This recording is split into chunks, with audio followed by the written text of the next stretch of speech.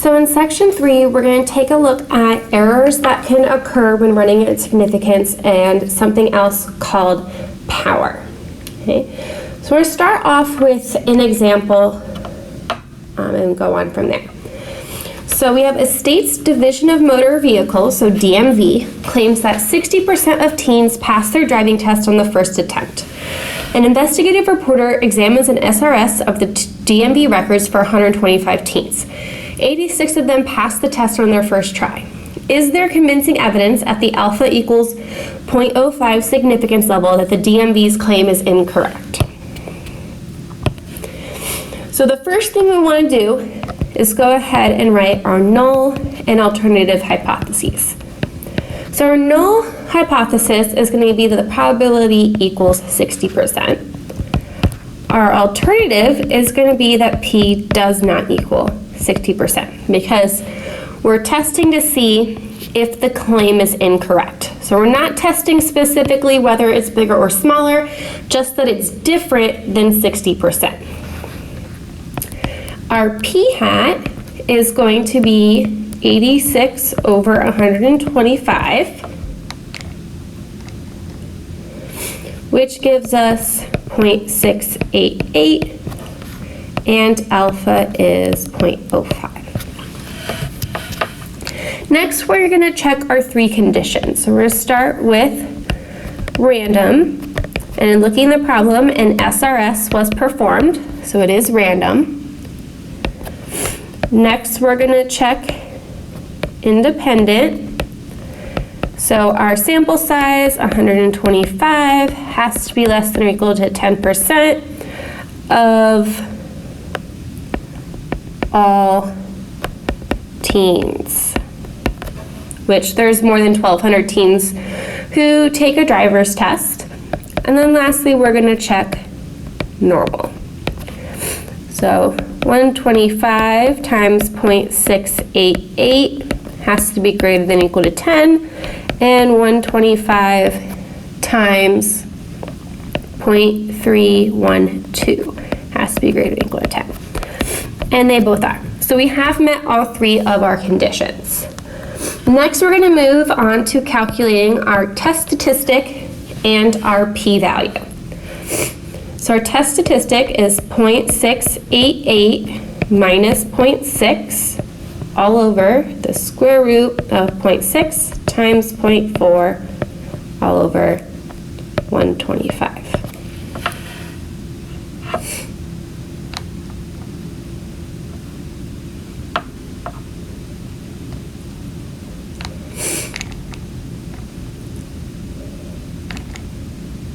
And we end up with 2.01.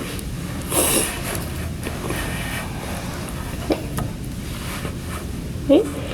Now we're going to use Normalcdf to calculate our p-value.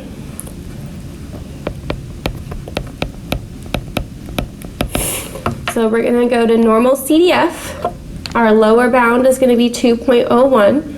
Our upper bound is going to be our 9s, our mean is 0, and our standard deviation is 1. The important thing to remember here is because the alternative hypothesis does not equal, we have to take 2 and multiply it by our p-value, which ends up being 0.0222, which results in a p-value of 0.0444. Okay? Now we want to compare our p-value to alpha, which is 0.05, and it is less than alpha, which means we reject the null hypothesis. So this tells us that there is evidence to show the proportion of teens who pass their driving test on the first attempt is not 0.6. Now, we don't know if it's bigger than that or smaller. We just have evidence to show that it's not 0.6. So that leads us into what we're going to talk about in this section, is mistakes that can happen. So we ran a significance test. We believe our work is correct. But what if an error was made? So we're going to first start by relating it to a very common mistake that can happen, and that's mistakes when it comes to the judicial system in cases where you have trials with jury.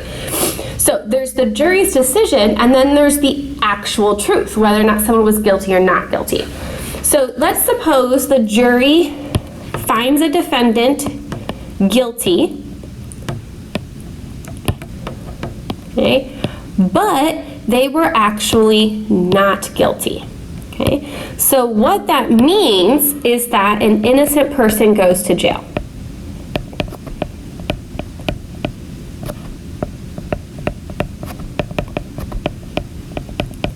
Okay, all right, so if they find them guilty, and they were actually guilty, that's good. It means they made the correct decision. Okay. On the reverse side of things, we could find a defendant not guilty and they were actually not guilty, which again, correct decision was made.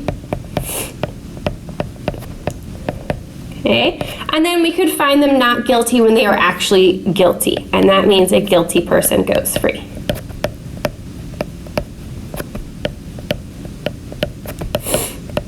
So the big question about when you make mistakes is what's considered the worst mistake? Finding someone not guilty who actually was, or finding someone guilty when they weren't. And this is essentially what statisticians have to decide when conducting a test. What's the worst error to make? Now, in the court system, we typically decide that if you sent an innocent person to jail, that's typically the worst of the two mistakes to make. But it's not as straightforward in statistics. So let's decide how that courtroom analogy relates to statistics. So in a courtroom, a jury is going to decide whether the defendant is guilty or not guilty. So when we relate that back to statistics, we are either going to reject or fail to reject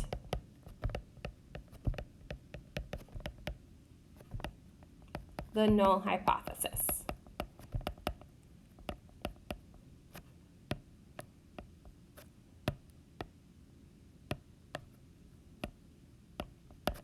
Okay.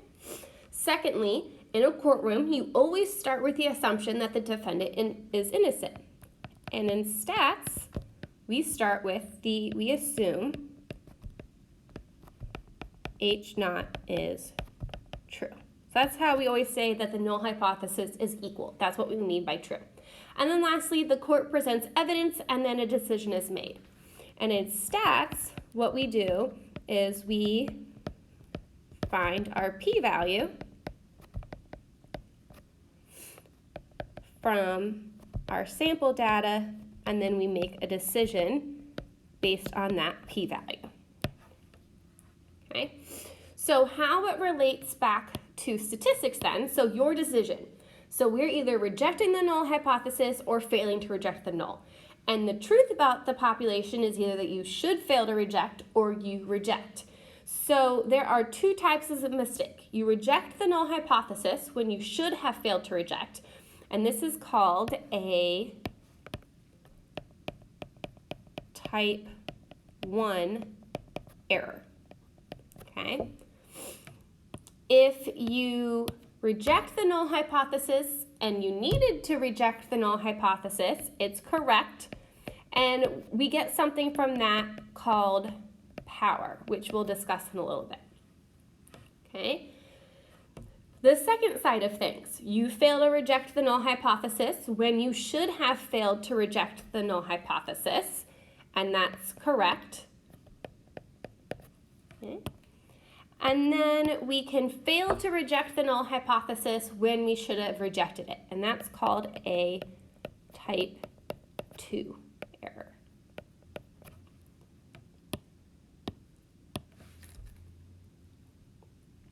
Okay. And we're going to go into more detail about each of these things in the next part.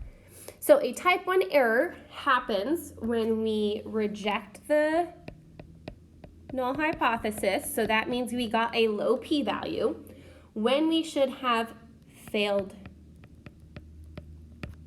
to reject the null hypothesis. Okay, so usually this happens is when we set our significance level, so which is our alpha,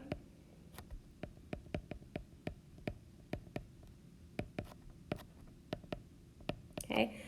That's how we set up a type 1 error. So our alpha tells us what p-value is low enough. So if I set my alpha as 0.05, I'm saying as long as my p-value is less than 0.05, I'm good. So the lower the p-value you select, the more likely you are to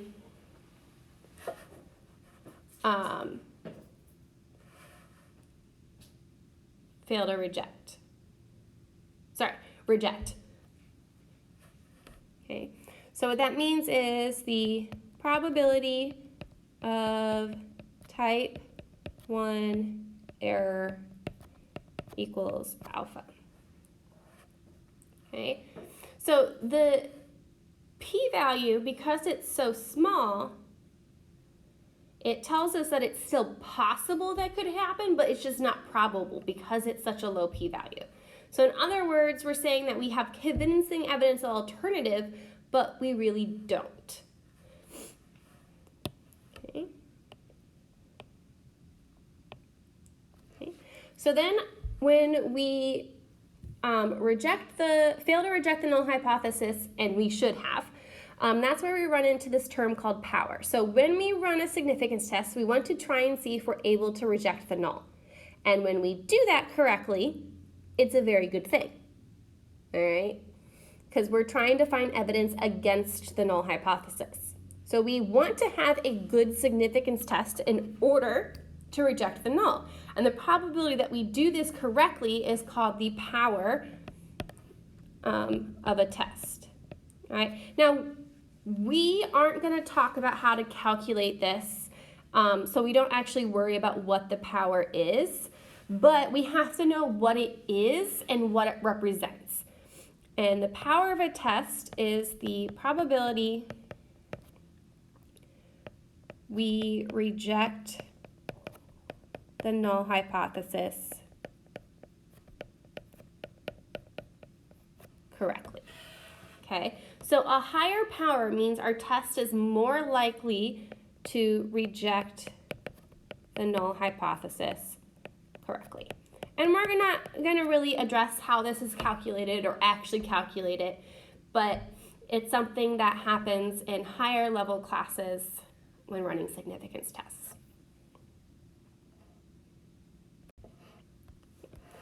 So next we have our type 2 error. So a type 2 error occurs when we fail to reject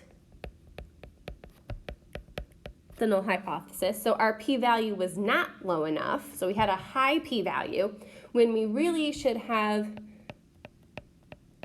rejected the null hypothesis. So the symbol for a type 2 error is the Greek symbol beta, which is the b with the longer step. So it's the power for this is the probability that we reject when we should reject. Okay, so power, that's what it is. It's the probability we reject when we should. A type 2 is the probability that we fail to reject when we should reject. So probability of a type 2 error equals beta.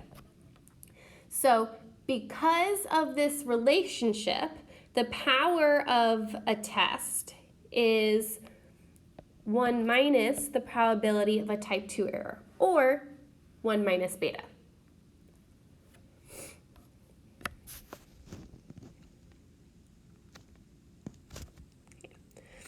So lastly, we want to talk about how to interpret errors that could have occurred. So we kind of talked about what type of error would you rather have. And for statistics, it really depends on the problem. For some tests, we want a low type 1, but for others, we want a low type 2. It really just depends on what you're trying to do. So we're going to take a look at an example to kind of see how that works. So a medical doctor uses a diagnostic test to determine whether a patient has arthritis. A treatment will be prescribed only if the doctor thinks, not things, but thinks the patient has arthritis. The hypotheses might be stated as follows. So the null hypothesis, the patient does not have arthritis. The alternative is the patient does have arthritis. So we're going to talk about what a type 1 and type 2 error in this setting would be and explain a consequence of that.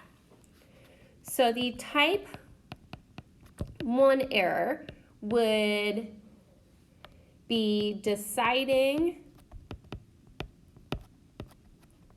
it's the alternative when it is actually the null. So in this case, that's deciding a patient does have arthritis when they really don't. So patient has arthritis when they really don't. Okay. So a consequence of this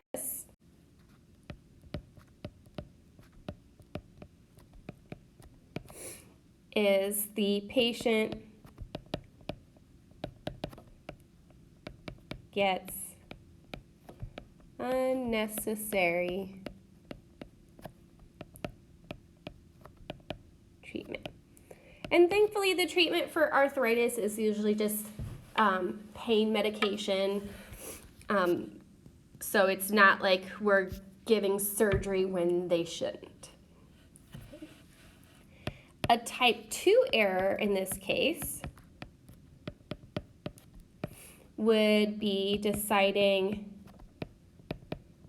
it's the null hypothesis when it is actually the alternative. So we're deciding a patient does not have arthritis when they actually do. So patient does not have arthritis when they actually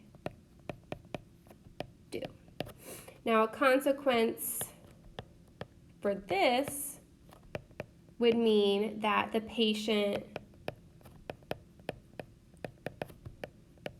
does not get necessary treatment. So that means they would keep living in pain with the arthritis instead of helping get treatment. So in this case, when we're looking at arthritis, I would definitely say the type 2 error is worse, not getting a treatment that you need. Now, again, the errors are definitely situational based on the problem you're looking at.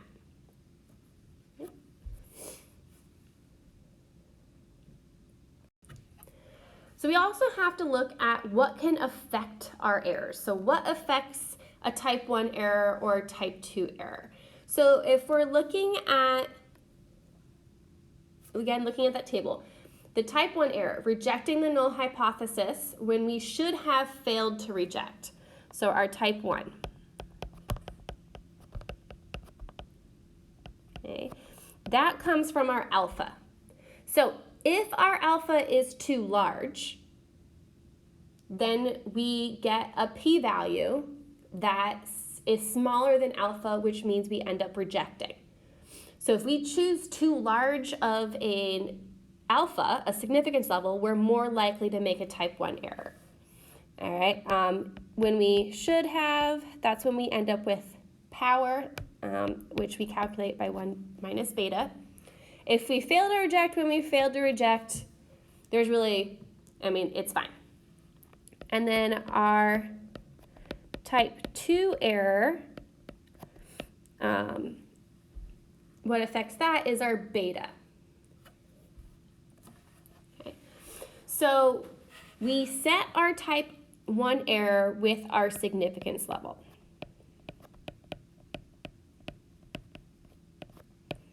So our significance level pretty much determines whether or not we're going to make a type 1 error. So the higher our type 1 error, the greater our power. And the reason that happens is the more likely you are to reject the null hypothesis, the more likely we are going to do it correctly.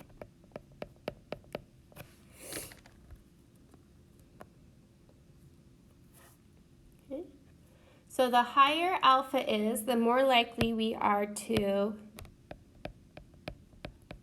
reject the null hypothesis correctly, which I think I stated that backwards just a few minutes ago.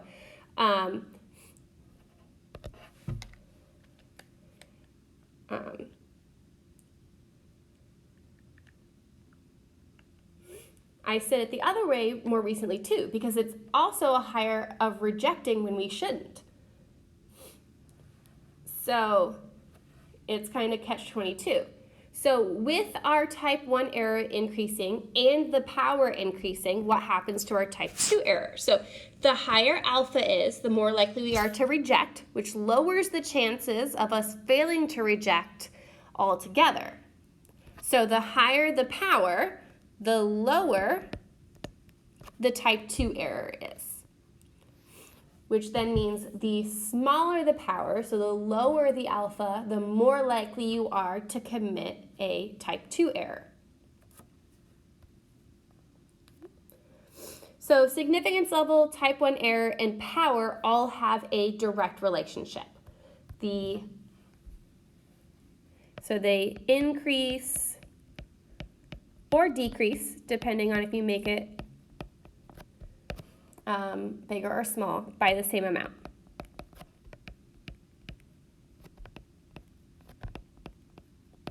Okay. A type 2 error has an indirect relationship with all of the others. So that means, so as the others increase or decrease,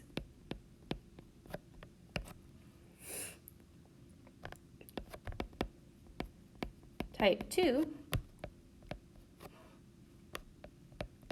does the opposite.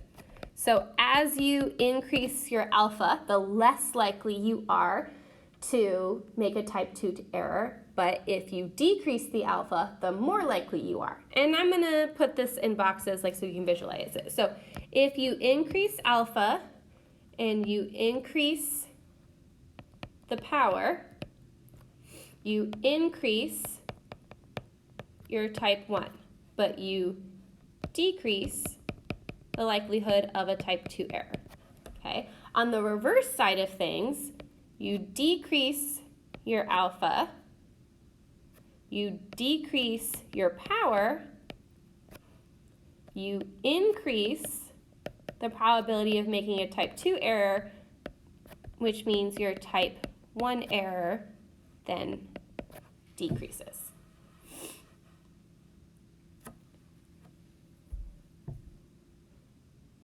So we're going to end this section with an example. So a drug manufacturer claims that less than 10% of patients who take its new drug for treating Alzheimer's disease will experience nausea. To test this claim, researchers conduct an experiment at the 5% significance level.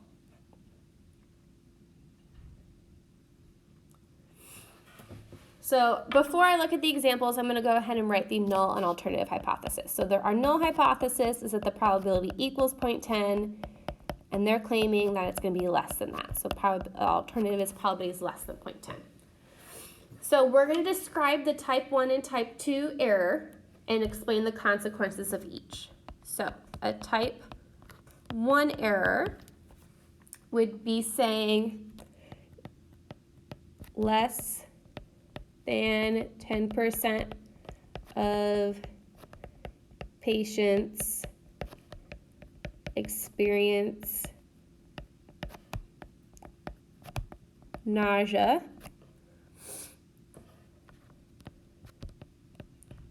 when they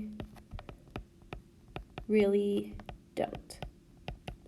Okay, so we're rejecting the null hypothesis when we really shouldn't. Okay, so this means that the drug manufacturer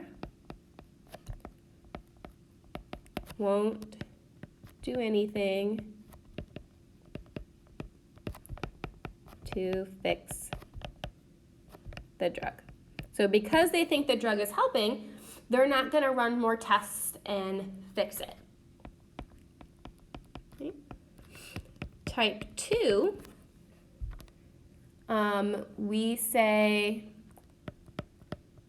less than 10% of patients experience nausea. Sorry, do not experience nausea.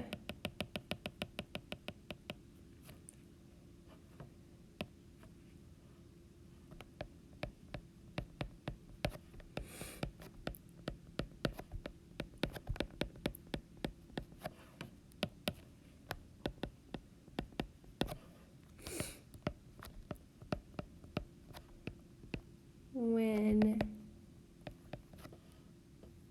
they actually do. So we're accepting the null hypothesis that their new drug didn't really affect patients at all. So this means, the drug manufacturer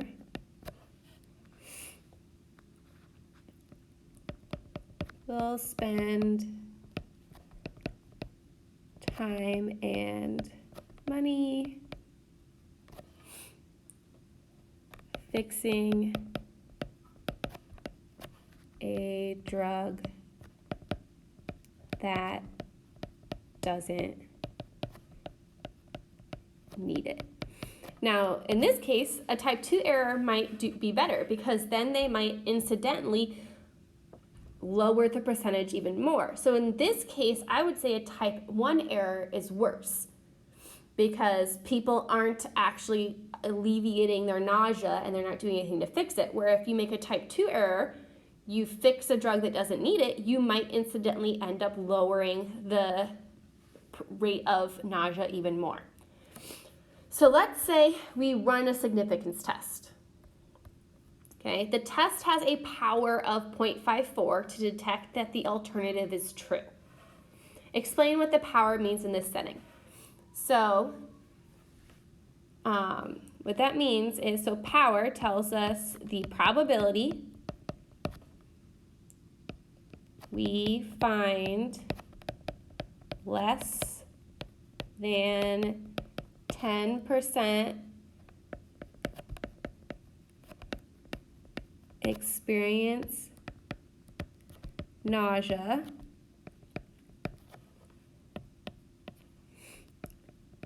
correctly is 0.54. So there's about a 54% chance that we find people who experience the less than 10% nausea correctly. Okay. So one way to increase our power, increase that probability, is to increase alpha, because then we're more likely to find the people who experience less than 10% of nausea. Okay? So you know that the power of this test at the 5% significance level against the alternative is 0.54. We are going to change it to an alpha of 0.01 instead. So we're going to change it to a 1% significance level. We haven't changed anything else in the test. We want to know, will the power increase or decrease and explain? So that goes back to the table that we just talked about. So alpha and power always go in the same direction, all right? Type 1 goes with that direction, type 2 goes the opposite. So we are decreasing our alpha because we're going from a 5% level of significance to a 1%. So that means power will also decrease. So power will decrease as a result of decreasing alpha, since we decrease the probability we reject the null. So the most important thing to get out of this section is being able to identify a type 1 error and a type 2 error and a consequence of each. The stuff about power is not likely to be seen much on any type of assessment we do. So as long as you're understanding the type 1 and type 2 errors and their consequences and how alpha affects those, that's what I want you to get out of this section the most.